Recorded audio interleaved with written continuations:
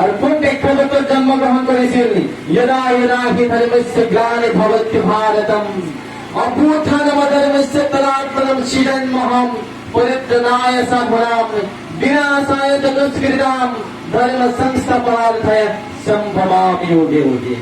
যেতিয়াই পৃথিৱীত ধৰ্মৰ গ্লানি হয়, অধৰ্মৰ প্ৰাদুৰ্ভাৱ হয়, তেতিয়াই এই পৃথিৱীলৈ ধৰা ধামলৈ একোজন মহাপুৰুষৰ আৱিৰ্ভাৱ হয়। আৰু সেই আৱিৰ্ভাৱ কৰিছিল সাধুসকলক পৰিত্ৰাণ কৰিবলৈ, পৰিত্ৰাণায় সাধুনাম বিনাশায় দুষ্কৃতাম, আৰু এই দুষ্কৃতিকাৰীসকলক বিনাশ কৰিবলৈ, ধৰ্ম সংস্থাপনাৰ্থ ধৰ্ম সংস্থাপন কৰিবলৈ সম্ভৱামি যুগে যুগে। আৰু ভগৱানে যুগে যুগে অৱতাৰ ধাৰণ কৰে। আৰু এইগৰাকী মহাপুৰুষ শ্ৰীমন্ত শংকৰদেৱ গুৰুজনাই তেখেতে দি থৈ গৈছিল অসমীয়া কৃষ্টি সংস্কৃতি, তেখেতৰে অৱদান সত্ৰীয়া সংস্কৃতি। আৰু এই সত্ৰীয়া সংস্কৃতি অসম সত্ৰ মহোৎসৱৰ জৰিয়তে আজি বিষ্ণুপ্ৰভু সেৱাশ্ৰমৰ উদ্যোগত এই অঞ্চলত, এই সৰুপৰা অঞ্চলত তেখেতলোকে আয়োজন কৰিছে। তাতোকৈ ডাঙৰ কথা কি হ'ব পাৰে? যি সময়ত আমাৰ যুৱস্খলন হৈছে, লৈকিস্খলন হৈছে, যি সময়ত ছাত্ৰ ছাত্ৰীসকলে অন্যান্য সংস্কৃতি, পশ্চিমীয়া সংস্কৃতিৰ ফালে অগ্ৰসৰ হৈছে, তেনে সময়ত সত্ৰ মহাসভাই এনেকুৱা ধৰণৰ সেৱাশ্ৰমৰ জৰিয়তে আপোনালোকৰ অভিভাৱকসকলক একত্ৰিত কৰি আপোনালোকৰ ছাত্ৰ ছাত্ৰীসকলক, আপোনালোকৰ সন্তানসমূহক মহাপুৰুষ শ্ৰীমন্ত শংকৰদেৱ গুৰুজনাৰ আদৰ্শৰে বাট ধৰিবলৈ শিকাইছে। তাতোকৈ ডাঙৰ কথা কি হ'ব পাৰে? গতিকে এই সত্ৰীয়া নৃত্য আমি যদি কওঁ, আপোনালোকে নিশ্চয় জানে এই সত্ৰীয়া নৃত্য ভাৰতৰ শাস্ত্ৰীয় কলাসমূহৰ ভিতৰতে সত্ৰীয়া নৃত্য অসমৰ স্বীকৃতি পাইছিলে। তাৰ এই সত্ৰীয়া নৃত্যৰ লগত আপোনালোকে গম পায় নিশ্চয় কেৰেলাৰ কথাকলি, তামিলনাডুৰ ভাৰত নাট্যম, আৰু কেৰেলাৰ মোহিনীঅট্টম, উৰিষ্যাৰ ওডিচি, আৰু অন্ধ্ৰপ্ৰদেশৰ কুচিপুড়ি, উত্তৰ প্ৰদেশৰ কথক নৃত্য। আৰু তাৰ লগতে অসমৰ মহাপুৰুষ শ্ৰীমন্ত শংকৰদেৱ গুৰুজনাই তেখেতৰ তেৰাৰ শিষ্য মাধৱদেৱ গুৰুজনা প্ৰমুখ্যে যিসকল শিষ্য আছিলে, এইসকলে আমাৰ অসমীয়া জাতিক দি থৈ যোৱা সত্ৰীয়া নৃত্যই অসমীয়া স্বীকৃতি পাইছিল। আৰু কেতিয়া স্বীকৃতি পাইছিল? খুব দুখৰ কথা, মোৰ বেছি দিন হোৱা নাই, 2000 চনত সংগীত নাটক একেলগে যেতিয়া তাৰ অনুষ্ঠান পাতিছিল, ভাৰতীয় শাস্ত্ৰীয় নৃত্যসমূহৰ অনুষ্ঠান এনে কৰিছিল। আৰু শাস্ত্ৰীয় নৃত্যসমূহৰ অনুষ্ঠানটো যেতিয়া কৰিছিল, তেতিয়া এই শাস্ত্ৰীয় নৃত্যসমূহৰ মাজত অসমৰ সত্ৰীয়া কৃষ্টি যেতিয়া প্ৰদৰ্শন হৈছিল, তেতিয়া তাত থকা যিসকল সমালোচক আছিল, নৃত্য প্ৰদৰ্শন কৰা যিসকল ব্যক্তি, সবল ব্যক্তি আছিল, তেতিয়া তেখেতসকলে কৈছিল এই সত্ৰীয়া কৃষ্টি সংস্কৃতি কেতিয়াও একো ধৰণৰ নৃত্য হ'ব নোৱাৰে, শাস্ত্ৰীয় নৃত্যৰ আধাৰত পৰে। আৰু তেতিয়া এখন সমিতি কৰি দিছিল। তেখেতসকল সমিতি কৰি দিয়াৰ পাছত আজি আমি নাম ল'ব লাগিব বুঢ়া কণ্ঠ ডক্টৰ ভূপেন হাজৰিকাদেৱৰ নেতৃত্বত অসম সত্ৰ মহোৎসৱত যথেষ্ট অৱদান আছে। আটাইসকলে মিলি অসমীয়া সত্ৰীয়া নৃত্যক আমি স্বীকৃতি দিবৰ কাৰণে তেখেতৰ সক্ষম হৈছিল। আৰু যাক আমি গৌৰৱ কৰিব পাৰোঁ, ভাৰতৰ অষ্টম গীত আমি এই শাস্ত্ৰীয় নৃত্যসমূহৰ ভিতৰত অন্যতম। গতিকে এইসমূহৰ ভিতৰত আমাৰ প্ৰথমতে আনিব লাগিব ভৰতমুনিৰ নাট্যশাস্ত্ৰ। ভৰতমুনিৰ নাট্যশাস্ত্ৰতেই আমি পাম ভৰতমুনিয়ে ক'ৰ পৰা বস্তু আনিছিলে? ঋগ্বেদৰ পৰা তেখেতে বিষয়বস্তু আনিছে, আৰু সামবেদৰ পৰা সংগীত আনিছে, আৰু অথৰ্ববেদৰ পৰা তেখেতে অংগী ভংগীখিনি আনিছে, অথৰ্ববেদৰ পৰা ৰসখিনি আনিছে, আৰু যজুৰ্বেদৰ পৰা অংগী ভংগীখিনি আনিছে, আনি গোটেইখিনি একত্ৰিত কৰি সংগীত কৰিছে, যাক আমি সত্ৰীয়া সংস্কৃতি গুৰুজনাই লগাই দিছে। এই গুৰুজনাৰ সৃষ্টিতে আমি ক'ব লাগিব এই ভৰতমুনিৰ এই নাট্যশাস্ত্ৰ পঞ্চম বেদ বুলি কোৱা হয়। আৰু পঞ্চম বেদ বুলি এইকাৰণে কৈছে, ব্ৰহ্মাৰ পৰা সৃষ্টি কৰি ভৰতমুনিলৈ যিখিনি বস্তু আনিছে তাৰেই উপক্ৰম আজি সত্ৰীয়া সংস্কৃতি হিচাপে আমি পাব পৰা হৈছো। আৰু মহাপুৰুষ শ্ৰীমন্ত শংকৰদেৱ জনাই সেয়া দিছে তেখেতৰ 19 বছৰ বয়সতে। মহাপুৰুষ শ্ৰীমন্ত শংকৰদেৱ গুৰুজনা 19 বছৰ বয়সতে তেখেতে নাট্যকাৰ হিচাপে চিনাকি দিছিল। আৰু নাট্যকাৰ হিচাপে কিদৰে চিনাকি দিছিল? শিলযাত্ৰাৰ মাজেৰে। শিলযাত্ৰাত কি কৰিব বিচাৰিছিল প্ৰভুসকল? শিলযাত্ৰাত তাত থকা বৰদোৱাৰ সেই খবৰ গুৰুজনাৰ ভকতসকলে কৈছিল, গুৰুজনা বৈকুণ্ঠলৈকে এনেকুৱা আমি চাব বিচাৰো। আৰু বৈকুণ্ঠ কেনেকুৱা দেখুৱাবৰ বাবে মহাপুৰুষ শ্ৰীমন্ত শংকৰদেৱ গুৰুজনাই শিলযাত্ৰাৰ সৃষ্টি কৰি বৈকুণ্ঠলৈকে এনেকুৱা তাক দেখুৱাইছিল। আৰু অতি আনন্দৰ কথা, এই চিহ্ন যাত্ৰাতেই প্ৰথম এই খোল ব্যৱহাৰ কৰিছিল, এই তাল ব্যৱহাৰ কৰিছিল, অন্যান্য বাদ্যসমূহ ব্যৱহাৰ কৰিছিল। মহাপুৰুষ শ্ৰীমন্ত শংকৰদেৱ গুৰুজনাই এই বৰগত যেতিয়া চিহ্ন যাত্ৰা কৰিছিল তেতিয়াই প্ৰথম এই সময় ব্যৱহাৰ কৰিছিল। আৰু গুৰুজনাই কপিলী পাৰৰ পৰা সেই কুমাৰৰ হতে খোল নিৰ্মাণ কৰিছিল। আৰু খোলৰ জোখ আপোনালোকে জানে, সোঁহাতে আঘাতপ্ৰাপ্ত কৰা যিখিনি ঠাই 7 আঙুল আৰু বাওঁহাতে 12 আঙুল। এই কপিলী পাৰৰ পৰা কুমাৰৰ হতুৱাই তেখেতে নমুনা দিছিল, গুৰুজনাই সেই খোল সৃষ্টি কৰিছিল। আৰু খোল সৃষ্টি কৰি খোলত যে খোল দিছে আপোনালোকে, এই খোলখিনি কেনেকে দিছে আপোনালোকে জানিব। এই কৰাল দিয়া ভাত যেন, কৰাল দিয়া ভাত আৰু কৰপৰা ভাত বুলি আমি আমাৰ ধৰ্মৰ ফালে জকৰা ভাত বুলি কওঁ, এইখিনিক লৈ আৰু লুৰ কৰি মিশ্ৰণ কৰি সেয়া প্ৰস্তুত কৰিছিল, ঘোল প্ৰস্তুত কৰিছিল। আৰু এই ঘোল প্ৰস্তুত কৰি ফুল প্ৰস্তুত কৰিছিল। ফুলৰ পাছতে আমি আপোনালোকে যদি জানে এই খুটি তাল, মঞ্জুৰা তাল এইখিনি প্ৰস্তুত কৰি গুৰুজনাই অসমীয়া জাতিৰ কৃষ্টি সংস্কৃতি হিচাপে বৰপেটিত আমাক দি থৈ গৈছিল। তেতিয়াৰ পৰাই আজি এই খোল তাল আৰম্ভ কৰা হৈছিল। তাৰ আগতে মৃদংগ আছিল, মৃদংগৰ পৰাই খোলৰ সৃষ্টি হয়। মৃদংগ মানে মৃত মানে মাটিৰ পৰা সৃষ্টি কৰা যিটো বাদ্য সেইটোৱে মৃদংগ। গতিকে তাৰ পৰাই আৰম্ভ হৈছিলে। সেই গুৰুজনাই চিহ্ন যাত্ৰা দিছিল। গতিকে আমি কেতিয়াবা ক'ব খোজো, কিন্তু শ্বেক্সপিয়াৰে নাট ৰচনা কৰিছিল, শ্বেক্সপিয়াৰ পৰা বহু পূৰ্বতেই গুৰুজনাই আমাক চিহ্ন যাত্ৰা দি থৈ গৈছিল।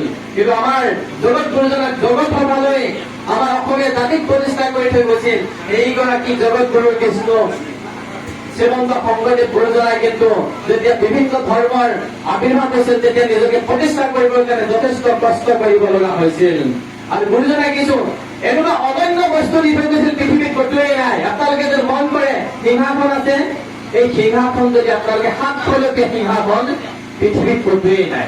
মহাপুৰুষ শ্ৰীমন্ত শংকৰদেৱ গুৰুজনাই সৃষ্টি কৰি থৈ যোৱা সিংহাসন। গতিকে এই সিংহাসনৰ আধাৰত সিংহাসন সৃষ্টি কৰিছিল, শৰাই সৃষ্টি কৰিছিল। এই শৰাইসমূহ সিংহাসনসমূহ যেতিয়া নামঘৰত থলে, সত্ৰত থলে, তেতিয়া এই বস্তুসমূহে মান্যতা পালে। গতিকে অসমীয়া কৃষ্টিৰ ক্ষেত্ৰত আমাৰ গুৰুজনাই এইখিনি বস্তু আমাৰ ভঁৰালৰ পৰা লৈ গৈ নামঘৰত প্ৰতিষ্ঠা কৰাৰ বাবে এইসকলক আমি ক'ব পাৰো মহাপুৰুষ গুৰুজনাই সৃষ্টিসমূহ কৰি থৈ যোৱাৰ বাবে আজি এইদৰে পাব পাৰিছো। আমি গছা যিটো বৰগছা বুলি কওঁ, মহাপুৰুষ গুৰুজনাই সৃষ্টি কৰা আমাৰ সত্ৰসমূহত আজিও বিদ্যমান। গতিকে কিছুমান একচেটিয়া বস্তু কৰি থৈ গৈছিল মহাপুৰুষ শ্ৰীমন্ত শংকৰদেৱ গুৰুজনাই। এই গুৰুজনাই কৰি যোৱা বস্তুখিনিকে আমি যদি লৈ যাওঁ তেতিয়াহ'লে আমি নিশ্চয় কেতিয়াও পিছুৱাই যাব নালাগে। সেইকাৰণে মই ছাত্ৰ ছাত্ৰীসকলক ক'ব খোজো, অৰ্জুনক কৈছিল শ্ৰীকৃষ্ণই, অৰ্জুনক কৈছিল অৰ্জুন শ্ৰেয়ুহি জ্ঞানমভ্যাসাৎ জ্ঞানাধ্যানং বিশিষ্যতে ধ্যানাৎ কৰ্মফল ত্যাগং ত্যাগৎ শান্তি নিৰন্তৰম। অধ্যাপককে জ্ঞান শ্ৰেষ্ঠ বুলি কৈছিল আৰু জ্ঞানতকৈ ধ্যান শ্ৰেষ্ঠ বুলি কৈছিল। ধ্যানাৎ কৰ্মফল ত্যাগম, আৰু ধ্যানতকৈ কৰ্মফল ত্যাগ যদি কৰিব পাৰো আৰু শ্ৰেষ্ঠ বুলি কৈছে। যদি কৰ্মফল ত্যাগ কৰি যদি আমি আগুৱাই যাব পাৰো তাতকৈ আনন্দৰ কথা একো। তেতিয়া ত্যাগত শান্তি নিৰন্তৰম, ত্যাগ কৰিলে শান্তি আহে মনত। আপুনি যদি ত্যাগ কৰি ভগৱন্তৰ ওচৰত যদি প্ৰাৰ্থনা কৰিছে, হে প্ৰভু আপোনাৰ ওচৰত মই সমৰ্পণ কৰিছো, অহম ভৱতাম শৰণে সমৰ্পয়ামি, মই আপোনাৰ চৰণত সমৰ্পণ কৰিছো বুলি এই জীৱনটো আমি তেতিয়াহ'লে সমৰ্পণ মনোভাৱেৰে যদি যাওঁ তেতিয়াহে পাব পাৰো। কিন্তু প্ৰভুসকল, আমাৰ পাৰ্থিৱ শৰীৰ, আমাৰ মনটোক একত্ৰিত কৰি ইমান সহজ কথা নহয়। আমি ভগৱন্তৰ ওচৰলৈ যেতিয়া যাওঁ তেতিয়া আমি প্ৰাৰ্থনা কৰো, হে প্ৰভু মোৰ ল'ৰাটোক ভাল মানুহ কৰি দিয়ক, মোৰ ল'ৰাটোক এইবাৰ মেট্ৰিকত প্ৰথম বিভাগত উত্তীৰ্ণ কৰি দিয়ক, মোৰ এইবাৰ অমুক কৰি দিয়ক, অকমান ধন টকা পইচা কৰি দিয়ক, এইবিলাক আমি চিন্তা লৈ যাওঁ। কিন্তু কি কৈছে অৰ্জুনক শ্ৰীকৃষ্ণই, अहम भवतम शरणे समर्पयामि, हे अर्जुन सर्वान् धर्मान् परित्यज्य माम् एकं शरणं व्रज अहम तम सर्वान् पापात् मोक्षयिष्यामि। हे अर्जुन, তুমি সকলো ধৰ্ম পৰিত্যাগ কৰি মোৰ ওচৰত শৰণ লোৱা, মই তোমাক সকলো পাপৰ পৰা মোক্ষ প্ৰাপ্তি কৰিম। কিন্তু আমি পাৰ্থিৱ শৰীৰে আমি বুজি নাপাওঁ, ভগৱন্তৰ পৰা বিচাৰিব লগা একো নাই, ভগৱানক সমৰ্পণ কৰক। এই জীৱনটো আমাৰ নহয়, ভগৱানক সমৰ্পণ, আপোনাৰ জীৱনটো আপুনি চলাই দিয়ক, তেতিয়াহ'লেহে আমি আগুৱাই যাব পাৰিম। গতিকে এই অৰ্জুনে যদি আমাকে দিছিলে, কিন্তু সেইসমূহ শিক্ষা, এই শিক্ষাসমূহ যদি লৈ যদি আমি আগুৱাই যাব পাৰো, সেইকাৰণে আমি সংস্কাৰ হ'ব পাৰো, আৰু সংস্কাৰ হ'ব পাৰিলে শিক্ষা পাব পাৰো। গতিকে অৰ্জুনৰ জৰিয়তে আমাক যিবিলাক শিক্ষা দিছিল তাৰ আখৰা কৰিছিল, আকৌ শ্ৰীকৃষ্ণই ক'ত কৰিছিল, যেতিয়া ৰাসলীলা কৰিছিল। শ্ৰীকৃষ্ণ বাল্য অৱস্থাৰে ৰাসলীলা কৰিছিল, আৰু সেই ৰাসলীলা কেনেকুৱা আছিল? ভক্ত আৰু ভগৱন্তৰ পৰমাত্মাৰ মিলন, আত্মাৰ লগত জীৱাত্মাৰ লগত পৰমাত্মাৰ মিলন সংঘটিত যদি কৰিব পাৰে, তেতিয়াই আমি ভক্ত ভগৱান হিচাপে পাব পাৰো। গতিকে সেইকাৰণে কৈছে মহাপুৰুষ শ্ৰীমন্ত শংকৰদেৱ গুৰুজনাই তিনিওটা সংমিশ্ৰণ কৰিছে, গীতম বাদ্যম নিত্যম সংগীতম উচ্যতে। গীত, বাদ্য, নৃত্য তিনিওটাকে একেলগে সংগীত বুলি কোৱা হয়। আৰু এই সংগীতে আনিছে আমাৰ বেদসমূহৰ পৰা। আৰু বেদসমূহক যদি প্ৰধান হিচাপে লৈ গুৰুজনাই তাৰ পৰা অসমীয়া ভাগৱতখন যদি আমাক হাতত তুলি নিদিলেহেঁতেন, তেতিয়া অসমীয়া জাতি হতো এতিয়া সভ্যতা সংস্কৃতি পিনে আগুৱাই যাব নোৱাৰিলো হয়। গতিকে আমি সঁচাকে ভাগ্যৱান, তেনেকুৱা এগৰাকী গুৰুজনাক অসমীয়াৰ বাট কটীয়া হিচাপে পালো। তেখেতে আমাক আগুৱাই লৈ গল, তেখেতে অসমীয়া জাতিৰ সৃষ্টি কৰি থৈ গল। এই বেদত শ্ৰীকৃষ্ণৰ যিটো মুখ্য চৰিত্ৰ, শ্ৰীকৃষ্ণৰ চৰিত্ৰটোক লৈ আমি আগুৱাই যাব পাৰো। আৰু শ্ৰীকৃষ্ণতকৈ আমাৰ আদৰ্শ একো হব নোৱাৰে। সেইকাৰণে অৰ্জুনক তেখেতৰে শিক্ষা দিছিল। আচলতে অৰ্জুনক দিয়া নাছিল। যদি অৰ্জুনক সন্মুখত কৈছে আমাৰ নিপেন শৰ্মাই কৈছিলে আমাৰ ইয়াত তেখেতৰ বক্তব্য আৰম্ভতে, অৰ্জুনক সন্মুখত যেতিয়া তেখেতৰ আত্মীয়সমূহ দেখা দিছিল, তেতিয়া অৰ্জুনে যেতিয়া যুদ্ধ ধনুকৰ হাতত তুলি লোৱা নাছিল, তেতিয়া কৈছিল অৰ্জুনক, সেই অৰ্জুন সেইসকলক মই ইতিমধ্যে মাৰি থৈছো, তুমি কেৱল নিমিত্ত, তুমি কেৱল তোমাৰ দ্বাৰা মাৰা হব, এই কাৰ্য তোমাৰ দ্বাৰা সিদ্ধি কৰা হব, ইতিমধ্যে মই সেইসকলক মাৰি থৈছো। কৃষ্ণই কৈছিল, অৰ্জুনক কৈছিল। গতিকে এই অৰ্জুনক যি বাৰ্তা দিছে, এই বাৰ্তাটো আছিল অৰ্জুনৰ যোগেদি আমাক দিছে। গতিকে সেইকাৰণে বেদতে পৰম ব্ৰহ্ম বুলি কৈছে, বেদৰ পৰাই সৃষ্টি হৈছে। ঋগ বেদৰ পৰাই আমাৰ প্ৰথমখিনি বস্তু আহিছিলে, আৰু তাতে পৃথিৱীৰ অস্তিত্ব, বায়ু, অগ্নি, এই অগ্নিৰ পৰাই সৃষ্টি। সেইকাৰণে তাৰ প্ৰথম স্তোত্ৰটো হৈছে অগ্নি মিলে পুলহিতম হোতাৰম ৰত্ন ধাতমম। এইটো ঋগ বেদৰ প্ৰথম স্তোত্ৰ, আৰু তাৰ পৰা এইখিনি বস্তু আনিছে। সেইকাৰণে স্বয়ং শ্ৰীকৃষ্ণই সূৰ্যক প্ৰণাম কৰি কৈছিলে, জপা কুসুম সংকাসন কশ্যপেয়ম মহদ্যুতিম তমোৰিং সৰ্ব পাপগ্নম পৰনতুস্মি দিবাকৰম। স্বয়ং শ্ৰীকৃষ্ণই কৈছে। আৰু এইখিনি কৈ দিছে ভাগৱতত দিছে আমাক, আৰু ভাগৱতৰ জৰিয়তে আমাক বাৰ্তাসমূহ দিছে।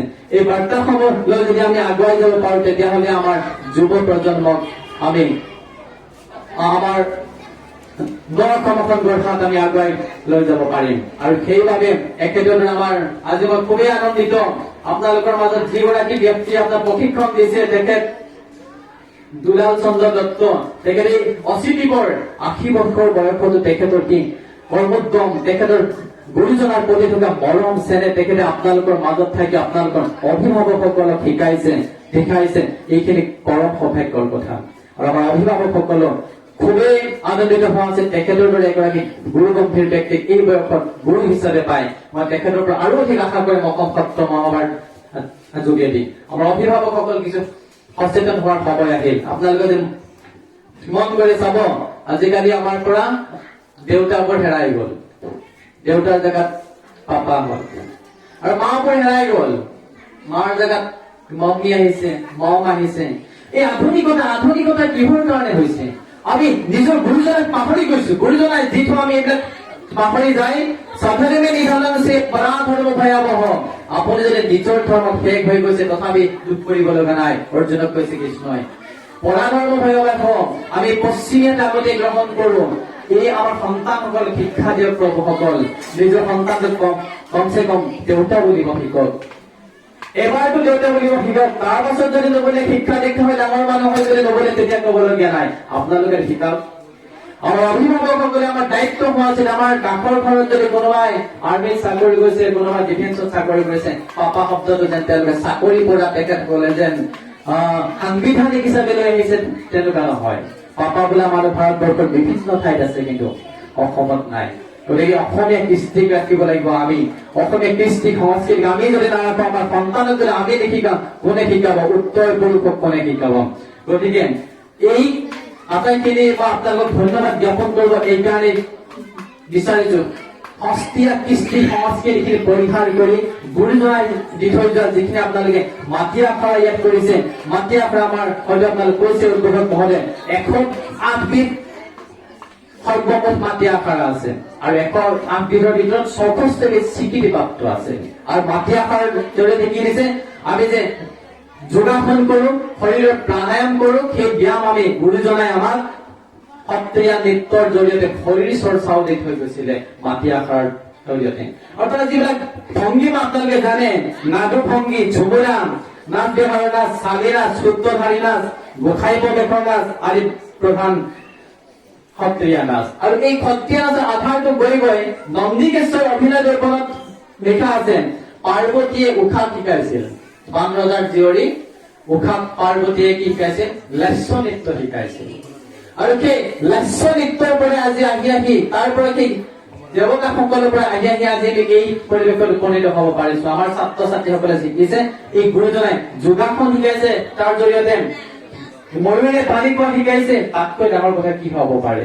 গতিকে গুৰুজনাৰ আদৰ্শ যদি লৈ আমি আগুৱাই যাব পাৰো, তেতিয়াহ'লে নিশ্চয় আমি সমাজ জীৱনত আমি আগুৱাই যাব পাৰিম। তাকে আৰু মই অধিক সময় ল'ব খোজা নাই।